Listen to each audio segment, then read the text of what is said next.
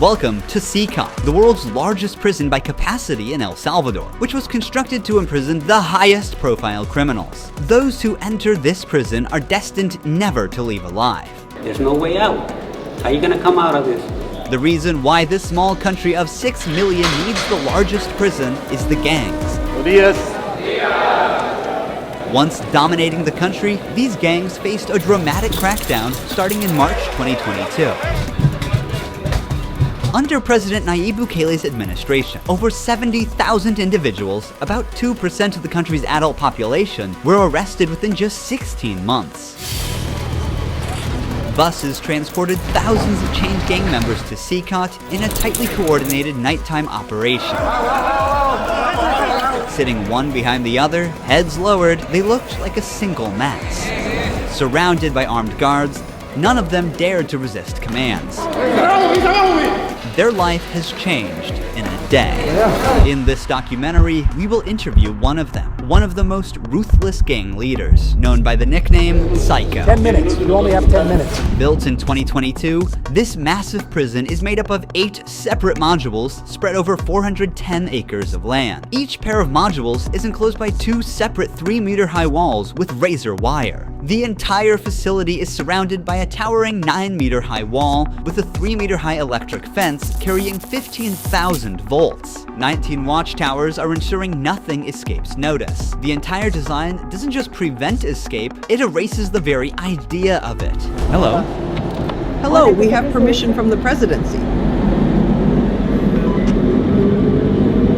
The soldiers stopped us. We're hoping this will be the last checkpoint. The jammers blocked all signals within a 2-kilometer radius of CCOT, completely cutting off all communication. Over 600 soldiers work only to secure the perimeter. We are going to leave all of our belongings here before entering the prison. We will only carry our cameras and microphones, that's it. Pass slowly. Look at the camera. The body scan. I forgot my wedding ring on. Well, that needs to be put away over there. This high-capacity X-ray scanner even shows bones and internal organs. It's mainly used to scan newcomers, ensuring no one tries to sneak in anything forbidden on their body before entering.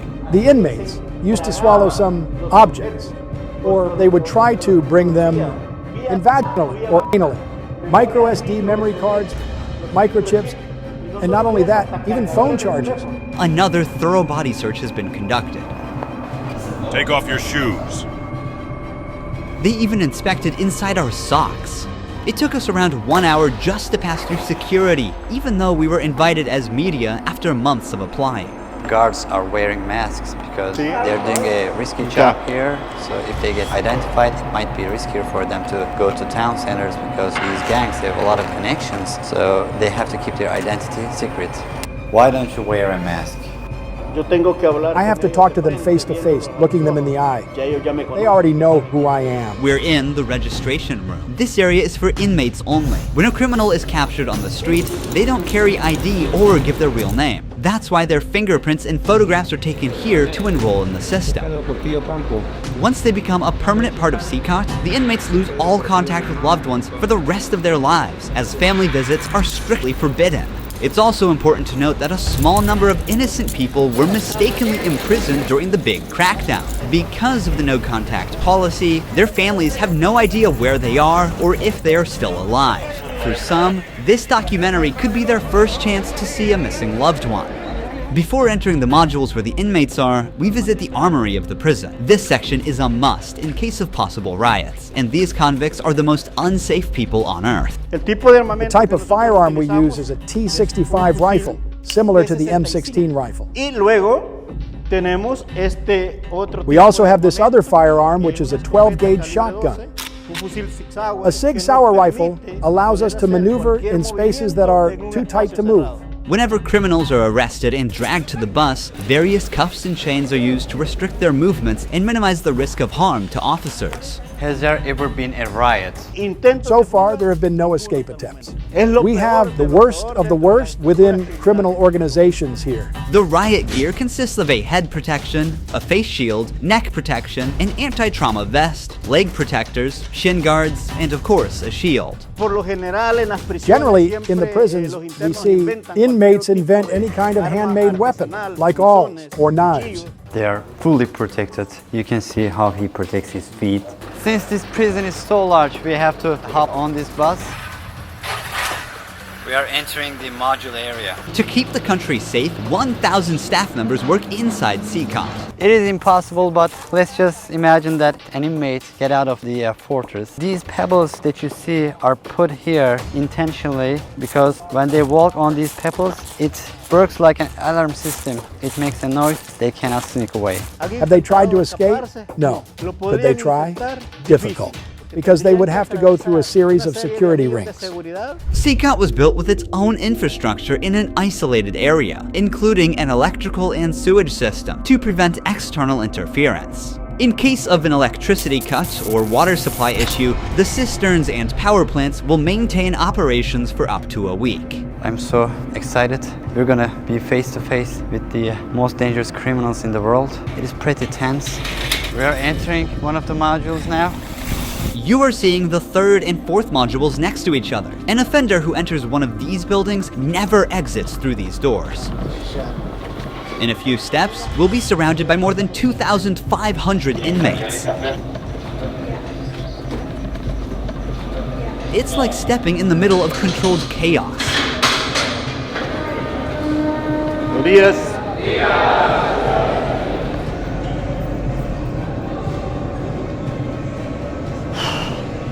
is so intense. Their eyes are all on me, following my every step. Getting an eye contact with them. There are so many of them. I'm speechless. I can't help but feel unease. All of them wear white shirts, shorts, and slippers. They don't have any other belongings. Most are barely out of their early 20s and convicted of serious offenses. Even the most infamous criminals in history have an average of 20 to 30 proven victims. But here, some of the inmates are responsible for hundreds of innocent people's lives. Can I ask the inmates something? No. If you have any questions, I can answer them for you. If they try to communicate with me now, what are you gonna do? I'm not going to allow them. They know from them that subsequently there may be a penalty for not abiding by an instruction. I'm curious to know which of these group leaders I'll be interviewing. It is forbidden for us to pass this yellow line because these are one of the most dangerous human beings on Earth. Without the bars between us, everyone knows exactly what could happen. There are 32 cells in every one of the 8 modules making up the mega prison. Each cell holds around 80 inmates, but the number can go as high as 150. Despite not being at full capacity, the inmates only have 0.5 square meters of personal space each. Prisoners do not have any ventilation rights or courtyards to walk outside their cell. Each inmate here have been given one of the longest sentences you can even imagine in your life. The only thing that doesn't change that all these inmates will never get outside. They will never see sunlight. The only people are authorized to get inside and outside are the personnel and sometimes media like us. They will never ever leave this building. If you see their look, you can see the emptiness in their soul. They don't have any hope towards future. They look very robotic. Their life is so monotone. This open corner is their toilet area. They have like 2 toilets for 80 inmates. It's literally humiliating these inmates. Like their whole confidence is disciplined here. The same place where they use the toilet is also where they take showers. To clean themselves, they use plastic dippers in a single shared basin. There's no running water in the cells, so the prisoners have to rely on one blue barrel for drinking water. Where they sleep is these metal bunks. No pillow, no mattress. Each prisoner receives just the bare essentials: a white sheet, a uniform, socks, slippers, and a towel. That's it. The prisoners spend their entire days on their 4-level bunk beds. They have stacked tightly, like items stored in a warehouse. As part of hygiene and order, inmates are shaved every 2 weeks by personnel. Long hair or beards aren't just unhygienic, they can also hide sharp objects. Let's take a look. Take off your shirt and line up here. Now they are taking their shirts off. These inmates were once part of the MS-13 and Barrio 18 gangs, which controlled the neighborhoods of El Salvador. These two rival gangs spent years extorting money from locals and causing great suffering to Salvadorans. There is Barrio 18, MS-13 gangs all together in one cell. That's right, just like that. The entire module is the same. They all live like this. Outside, entering each other's neighborhood could mean being torn apart. Yet here, they are side by side until their last breath. How do they live without attacking one another? They have to learn how to live together. Here, they are in a prison. They are not on the street. Most of the inmates have tattoos covering their entire bodies, even including their faces, showing their loyalty structure. For MS-13, tattoos often include initial letters or the number 13. Members of the other gang use symbols like 18 or 666, which add up to 18 and symbolize the devil, or they use Roman numerals. Having gang tattoos on one's face is a clear sign that they are one of the most ruthless and high-ranking members of the organization. Crossing paths with such a person on the street is the same as staring death in the face. A spiderweb tattoo represents being caught in the web of justice and serving a long prison sentence. The devil horns tattoo is a dark symbol that represents these individuals' worship of the devil. Some even claim that they carried out their actions under the devil's command. A teardrop tattoo signifies that the person has ended someone's life. The number of teardrops indicates how many lives they've taken. If there are 3 teardrops, it suggests that the tattoo's owner has taken so many lives that they've lost count. With the phrase "laugh now, cry later," these masks or clown tattoos send a clear message. Stay strong in the face of hardship now and deal with the consequences later. Are all these people truly bad? They're on another level, high-profile criminals who will never change their mentality. If you look at the upside, there's a catwalk area. Guards consistently watch over the inmates from this elevated spot above the cells. If anything suspicious occurs, they will intervene while an extensive network of cameras observes every corner 24/7, ensuring nothing goes unnoticed. The modules are kept lit all day and night for monitoring. When the sun goes down, the lights stay on all the time. They are constantly being observed. I think this is one of the hardest things. When they try to sleep, they use their towels and cover their eyes to block the light. Preacher here is teaching some of the important lessons from the Bible to the inmates. They're doing physical exercise over here. There's a trainer there. This is the only time these inmates get out of their cells. These activities take place for a total of 1 hour per week, under the watch of armed guards. For the rest of the time, they are locked inside. They used to control the streets. Now, they can't even take a step with their free will. It's a rotating schedule. There's not enough space, so they can't all go out on the same day. Has there ever been a chaotic incident when these inmates were outside of their cells? So far, nothing. Whenever we focus the camera on a cell, we often catch a prisoner silently mouthing words. Even behind bars, gang members attempt to send orders to the outside. This prisoner was doing just that, but we censored him to block the message. Despite the crackdown, these groups still hold significant power outside. Rumors suggest they have plans for taking revenge by targeting innocent people. But in response, the authorities threaten to impose even harsher measures on imprisoned members. If they do that, there won't even be one meal in prison. Uno. I swear to God they won't eat a grain of rice. Let's see how long their homeboys last inside. Here they get 3 meal times: breakfast, lunch, and dinner. Breakfast is usually beans and rice. For lunch, they get white rice and pasta. And dinner's pretty much the same. The only thing that changes is the drink. There's no nutritious food like chicken or meat. This is the lunch. It's rice, pasta, and 2 tortillas. Does the menu vary from day to day? No, Is it the same every day? it's always the same. It's for freshmen. Okay. It's a sugary drink. I'm going to taste it for myself. Inmates must eat with their hands and clean their plates before returning them. With a diet lacking in protein, many likely suffer from nutritional deficiencies. Before starting our interview with an inmate, I want to show you one more place that is even more extreme than what you've seen so far.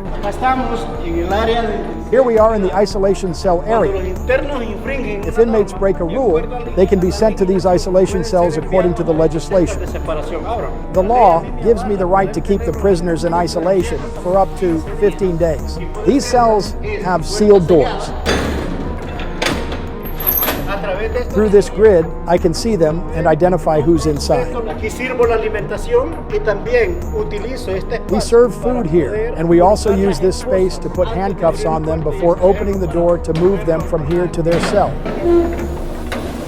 Welcome to the isolation cell. If an inmate misbehaves, this is where he ends up. He won't know the time or how much longer he'll be kept inside. For days or even weeks, he sleeps on this concrete bed without ever leaving. They are cut off from the outside world, left alone with nothing but their thoughts. This is where they supply their water. There's a water basin here. They take their water here, and this is where they pee. The basin for drinking water and the toilets are located side by side. The toilet looks recently used and dirty, suggesting that this cell has recently been used. The only light they have is this little hole that barely lets the sunshine in. This openness is also the sole source of fresh air.